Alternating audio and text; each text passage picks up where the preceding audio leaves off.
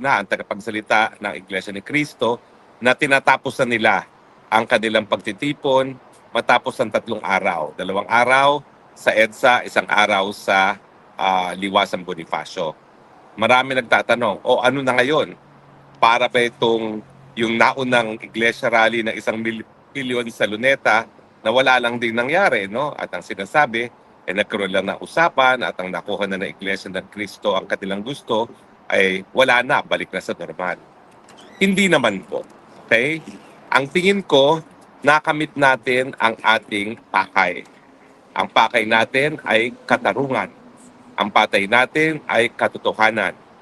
Sa tingin ko, hindi na mababaliwala ng bangag administration ang kahilingan ng taong bayan para sa katarungan at para sa katotohanan. Totoo po, gaya ninyo, umasa ako na baka ito na katapusan ng Marcos. Parang EDSA noong 1986. Pero siguro sinabi ng Panginoon, hindi pa panahon, hindi pa talaga takda na tayo ay ma-liberate na sa liderato ng mga bangag. No? Ewan ko po kung anong plano ng Diyos para sa ating bayan, pero meron naman pong plano yan.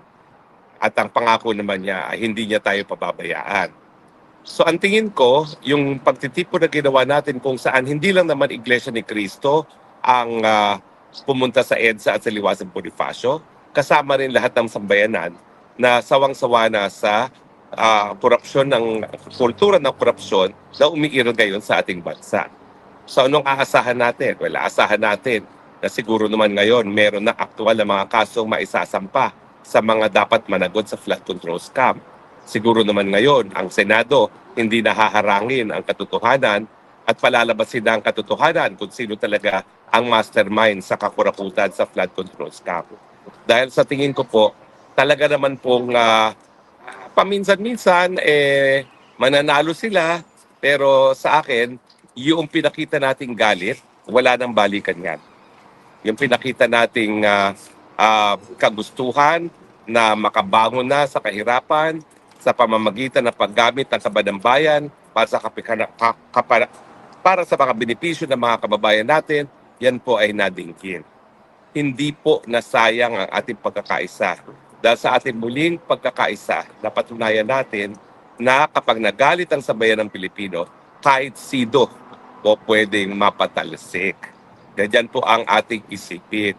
At kada tayo nagkakaroon ng pagkakataon ng pagkakaisa, mantakin nyo, ang daming sumigaw na we are one, tayo po ay nagwawaki. Dahil pinapatunayan natin na bagamat tayo ay, wala masyadong magagawa kapag tayo nag-iisa, pag tayo nagtipon-tipon, talaga naman pong hindi po pwede baliwalain ng mga naghaharing uri. Pero totoo po, marami talaga nagsasabi na ang akala talaga natin katapusan na ni Marcos Jr. Well, siguro hindi pa po. No? God has plans. Pero wag na siya mag-isip na magpapatuloy na business as usual. Kasi napakita na natin na ang papel naman talaga ng Iglesia ni Cristo, parang sila yung Cardinal Sin dati. Si Jaime Cardinal Sin, siya yung nananawagan, lumalabas ang mga tupa. So isipin natin na dahil sa simbahang Katolika, wala na Jaime Cardinal Sin. Bakit? Mga Katoliko lang ba ang pwedeng manawagan? So ang nangyari talaga, nanawagan din ang mga ibang simbahan at dininggin ng mga tupa ang panawagan ng ibang simbahan. So, naulit talaga ang kasaysayan. Kaya lang, kumbaga, hinayaan ng simbahang Katolika, iba ang manawagan. Hindi ko alam kung tama o hindi o mali yan para sa simbahang Katolika. No? Pero sa tingin ko po, mas mabuti sana kung talagang nanawagan na mas malinaw at mas malakas ang simbahang Katolika nang alam ng taong bayan na talagang ang simbahang Katolika ay para sa sambayan ng Pilipino. Siyempre, kung ikaw na may mananampalataya, ang gusto mong nag-aalaga sa iyong mga pastor ay kasama mo sa hirap at sa ginhawa. Hindi naman po pwede kasama mo lang sa loob ng simbahan, pero yung kanilang sinasabi sa pulpito na kinakailangan itaguyod ang kapakanan ng mga mahihirap because blessed are the poor because they shall inherit the kingdom of God, hindi naman nagkakaroon ng katuparan sa kanilang pang-araw-araw na buhay. Mas mabuti sana talaga kung ang simbahan mas malakas, mas malinaw ang kanilang paninindigan kasama na nagdurusang mga mahihirap at ng sambayan ng Pilipino. So wag po kayong masiraan ng loob. Lahat naman po ito ay positibo. These are gains na hindi na maitatanggi at hindi na mapagkakait sa sambayan ng Pilipino.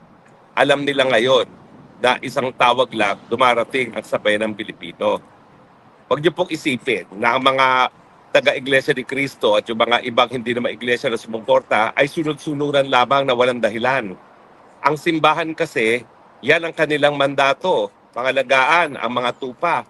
At sa kanilang pagpatawag na kinakailangan na ng kilos protesta dahil sobra na, tama na, sobra na ang mga pasanin ng taong bayan, talaga naman pong yan ang mensahe na pinarating natin. Na hindi na po pwedeng baliwalain, hindi na po pwedeng kalimutan, hindi na po pwedeng wag pansinin dahil ang sakit ng sikmura ang pinagmumulan ng galit na po pwede talaga maging dahilan para matanggal ang isang leader.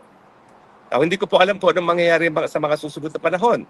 Sa tingin ko, nalaman na ng taong bayan na epektibo pala kapag pinakita ang galit. So bagamat pinatigil na sa pangatlong araw ang kilos protesta, alam na ng Pilipino, oy, hindi pala ako po pwedeng mabaliwala. Hindi pala po pwedeng kalimutan na lang yung galit na nararamdaman ko. Kaya ngayon, magsisilbing leksyon yan sa gobyerno. Magpatuloy kayo sa mga pagtatanim ng kaso, babalik at babalik kami sa EDSA at baka sa susunod, baka malusot ng Malacanang kung hindi kayo magbabago ng patakaran. At kalimutan na yung pagtanasa na magkaroon ng Marcos Forever. Ang magiging resulta ng pagtitipo natin, malalaman natin sa darating na mga araw dahil sa 6 magsisimula na ang impeachment hearing ni Inday Sara Duterte. Malalaman natin kung magiging moro-moro yan o hahayaan nila na lumabas ang katotohanan dahil kapag lumabas ang katotohanan, kampante naman ng marami na mapapawalang sala si VP Sara. Pero kapag ginawa na namang moro-moro yan, asahan niyo po, mas maraming tao pa ang lalabas. Dahil ngayon, ang ginawa nilang mitya ay yung pag-aaresto kay Rodante Marcoleta. Well, mahal ang tao si Rodante Marcoleta, pero make no mistake about it, mas marami nagmamahal kay Inday Sara Duterte at kay Tatay Digong kesa kay Rodante Marcoleta. Kung ito ang naging resulta ng taong bayan, nung ginipit ang Marcoleta na talaga namang ginagawa lang ang kanyang katungkulan bilang senador para malaman ang pawang katotohanan dito sa flood control scam, makikita nyo na. Pwede nyo nang makita kung ano magiging resulta ng bayan kung gagawin nilang sarswela ang impeachment at pilit na patatanggal sa posisyon si Inday Sara Duterte. Kahit anong bakod ang gawin ninyo dyan sa paligid ng Malacanang, hindi kayo masisiguro na ang hagupit ng taong bayan ay mababaliwala yung mga bakod na gagawin ninyo. Sa mga kababayan, tuloy lang po ang laban. Ang laban naman talaga natin ay para magkaroon ng gobyerno na malinis, gobyerno na nagbibigay ng serbisyo sa mamamayan at hindi gobyerno na nagpapataba lamang dahil ang mga buwaya ay linalamon ng kapadambayan. At itong nangyari sa 3 araw na nakalipas, pinakita po natin ang lakas ng